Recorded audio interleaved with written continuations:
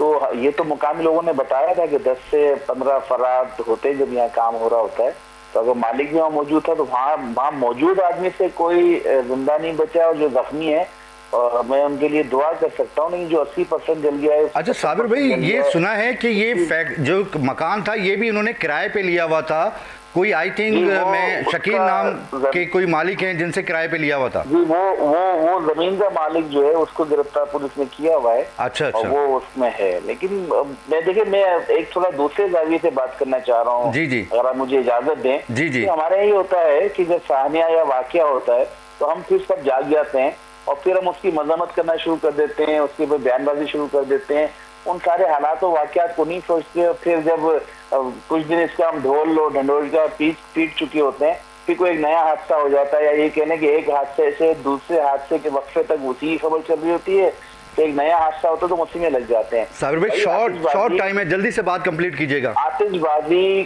بنانا، آتش بازی کرنا یا آتش بازی کے حوالے سے لوگوں کو انٹرٹین کرنا، یہ تو دنیا بھر میں ہوتا ہے، کہ پاکستان میں نیا کام تھوڑی ہے، ایک ٹیکنالوجی ہے، اور پاکستان میں خود اب ایسی ٹیکنالوجی کا مالک ہے، میزائل بنا رہے ہیں، طیارے بنا رہے ہیں، تو ہم آتش بازی کو ہم ٹھیک نہیں کر سکتے؟ ادھر یہ مسئلہ سامنے آتا ہے کہ گورنمنٹ کے جو ادارے ہیں ان کے پاس ایس او پیز کیا ہے، ایکسپرٹیز کیا ہے، وہ کتنا عمل کروا سکتے ہیں، کتنا نہیں کروا سکتے۔ صابر بھائی بہت بہت شکریہ۔ سارے کام بھی اسی کرپشن کے نظر ہو گئی ہیں جو ہماری یہاں سندھ میں خاص طور سے دیمک کی طرح ہمارے صوبے کو کھاتی جا رہی ہے، صوبے کو کھاتی جا رہی ہے۔ بالکل صحیح کہہ رہے ہیں صابر بھائی، بہت شکریہ۔ میں انشاءاللہ تعالی آپ آن اسٹوڈیو آئیں گے، پھر میں آپ سے اسٹوڈیو میں سوال کروں گا۔ جی